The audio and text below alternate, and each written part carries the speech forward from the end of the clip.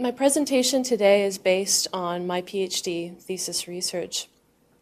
So visible homelessness really emerged in Inuvik and Yellowknife in the late 1990s, and Indigenous Northerners are disproportionately represented among that group, with estimates ranging that 90 to 95% of homeless people in both communities are Indigenous to the North. And so I wanted to understand why homelessness was becoming more and more visible, and especially why it was affecting Indigenous Northerners especially.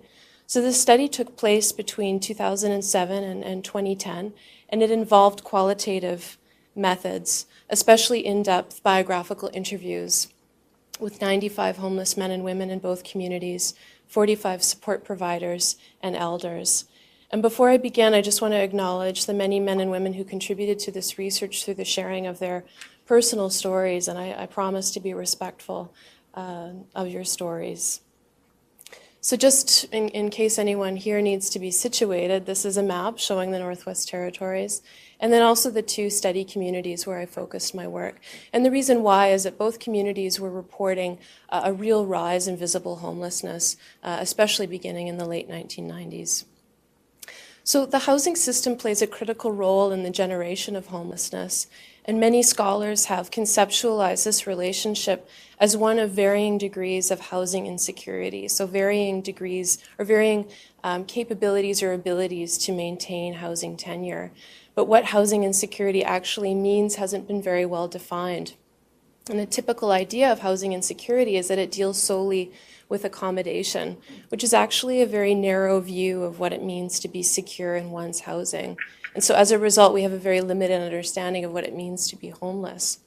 And there have been some very important efforts to open up this concept, in particular in Australia, where the notion of housing insecurity has been found by scholars to be multidimensional and closely linked to other insecurities, such as employment, health, low self-esteem, financial or family instability. But a core argument that I make in my own work is that housing insecurity is also culturally and contextually bound. So this idea of housing insecurity supports a recognition of the place-based nature of homelessness. And this is especially relevant, I think, in understanding the context of Indigenous housing insecurity and homelessness, where the colonial continuities between past and present shape these experiences in profound ways. So through discussions and interviews with homeless men and women, elders, support providers, a comprehensive understanding of Northern housing insecurity emerged to help explain how and why the rapid sociocultural change brought about in the Canadian North relates to emerging visible homelessness. And in the Australian study that I mentioned, as well as my own, housing insecurity signifies the absence of home. And Charlie Hill talked a lot about this in his talk that preceded mine. But scholars like Mallet have argued that the concept of home, most predominantly represented in the literature, is really a broadly white Western conception of home that privileges a physical structure or a dwelling. And while home is conceived and experienced in many different ways between and within diverse Indigenous groups in the North, certain elements like the land, family, community thread them together. And keeping in mind these shared components in the Indigenous home, we can begin to understand or see the broader significance of homelessness among Indigenous people. So like housing insecurity, housing itself is only one component of many that comprise a Northern concept of housing security. And the reason why I include security alongside insecurity is that it casts our view forward as we seek to find ways to support homeless people's transitions into homed lives. So a focus on the positive, as well as a focus on the things that aren't working. And although many of the personal factors associated with homelessness in the North parallel those found in other contexts, many Aboriginal scholars in particular argue that there's something very specific about the Northern context. And so scholars like Yellowhorse Braveheart have argued that homelessness among Indigenous people can't be understood without situating it within a colonial context and understanding the ways in which this shapes homeless experiences. And so as a non-Indigenous person, myself, unpacking what this means and how to build an understanding of this relationship through my own work has been a defining challenge for me as a scholar. And so the bulk of my research has really involved people's stories. I mean, that's largely what qualitative methods are. And I've heard so many stories over the past years, and many of the homeless men and women who were involved in this research really saw their participation in the project as being an opportunity to share their own stories with diverse audiences. And so today I thought that I would share two stories in particular, because this can help explain what I'm talking about, I think, better than any of my own words can. And so I'll share with you the story of Mona and David, both are pseudonyms, to illustrate the ways in which these broader collective experiences of home and homelessness factor into individual homeless lives. So when I first met her, Mona was in her early 30s. She was born and raised in a small community of only a few hundred residents in the Arctic. Mona's parents had both been born and raised on the land until they were sent to residential school as children, and were among the first generation in her community to then live and raise families in a settlement. Mona's family really struggled with violence and alcohol in the home, and this was something that Mona connected to her parents' experience as being separated from their families at such a young age.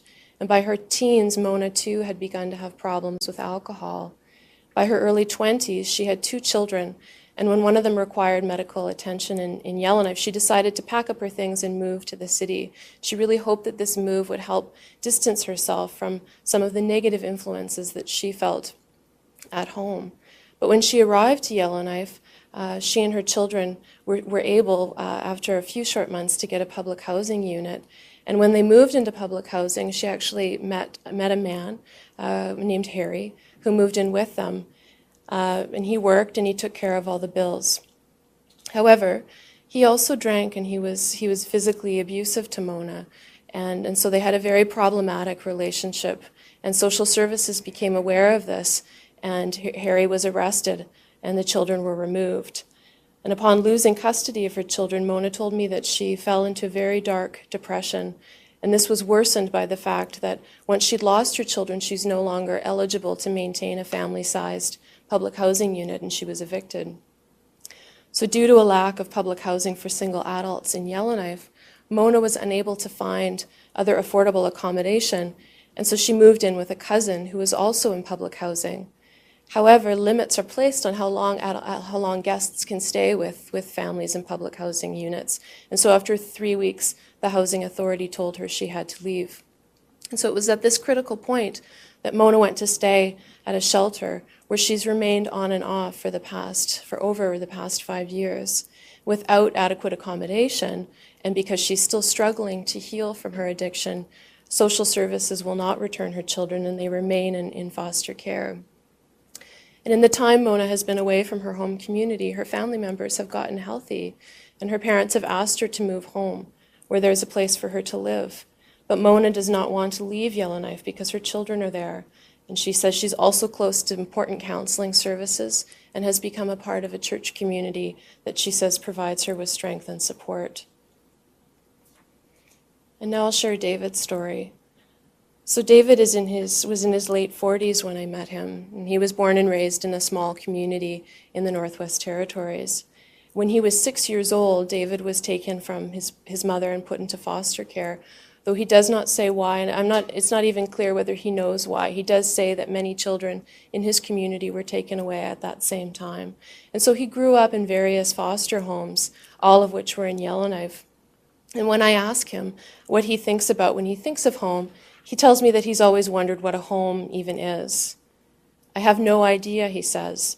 I really have never had a home. I've never felt at home. So it's a weird thing for me to talk about. And it makes me think of a conversation with a support provider who said that to be at home requires a knowledge of what home is. When you can't picture what home looks like, she says, because you've never experienced it, that is the deepest kind of homelessness there is. In his late teens, once he was no longer a ward of the state, David moved back to his home community, hoping to reunite with his family. But after so many years away, he found it hard to find his place again there. But he did develop a close relationship with a family member who took him out on the land and taught him about the bush life. But when this family member died, David was devastated, and soon began getting into trouble. So his story takes him, he ends up having to go to jail because of a crime that he committed, and then being not welcome back in his community as a result of this crime. And when I meet him, he's lived for over 10 years on and off at a shelter in Yellowknife. And he describes to me how he has a friend in the city who has a cabin that he lets David visit every now and then when he wants to. And he says he loves going there, and that going makes him feel comfortable and relaxed when he's at the cabin. And he says it's the closest thing to home that he has ever felt. So now I'm going to highlight 3 key areas of northern housing insecurity that I think are particularly relevant to the stories I just shared. So the northern family has faced significant challenges throughout the 20th century, in particular through a series of colonial interventions that have undermined and disrupted Aboriginal families. And this is well documented in research. Key among these interventions are, of course, the residential school system and the child welfare system, and the intergenerational impacts that they have both had. And what I wanted to highlight in the stories is how housing policy, in addition to other social policies, plays a complicated role in diminishing the capacity of the family to support its members during times of adversity. And this is a very complicated idea. There's a lot of things to pull apart there. But as in the case of Mona, when she lost her housing when her children were apprehended, this sabotaged effectively her efforts at getting her children back. Also, a sense of detachment from cultural connections in the land was widely talked about when discussing housing insecurity. Homeless men and women both spoke about going out in the bush or going out on the land, which really extended this concept of housing and security beyond simply 4 walls and a roof.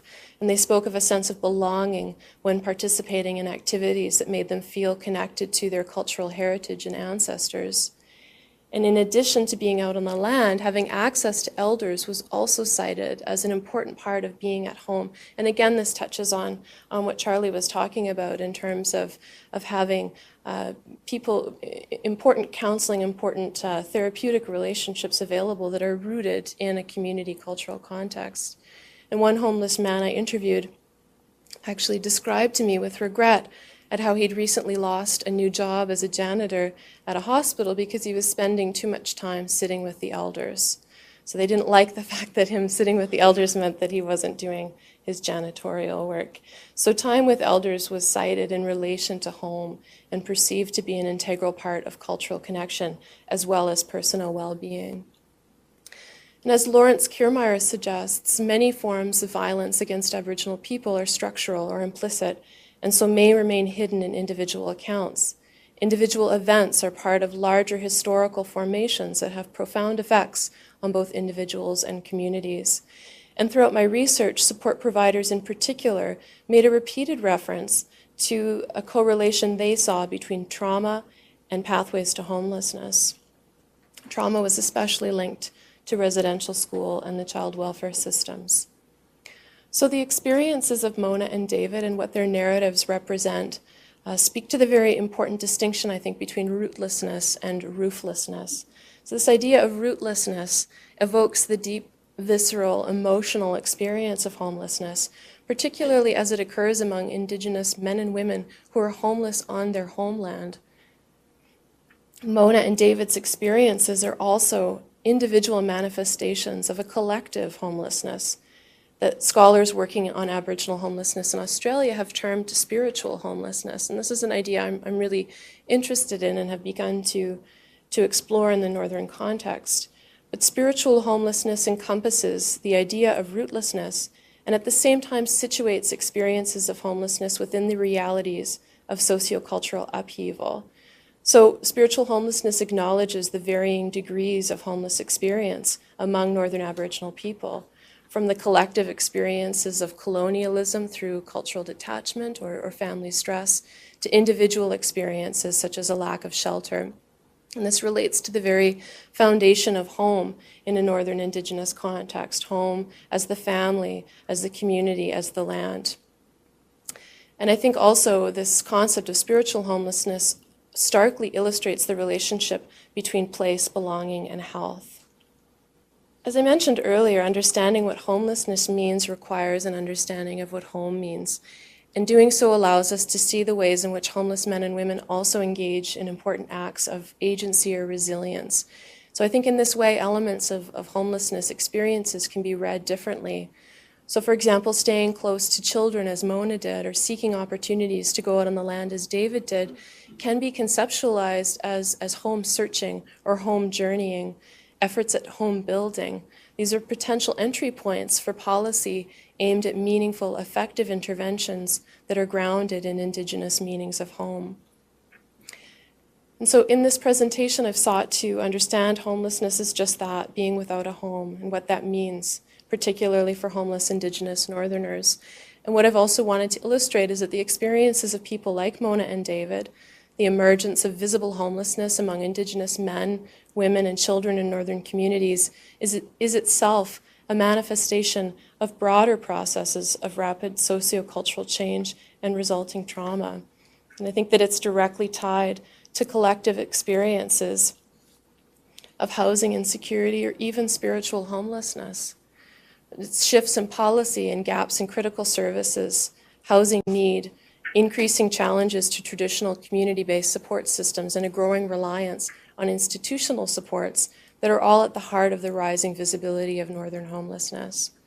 So what I've wanted to stress is that while visible homelessness in Northern communities might be new, it might be emerging, the underlying currents that support it are not.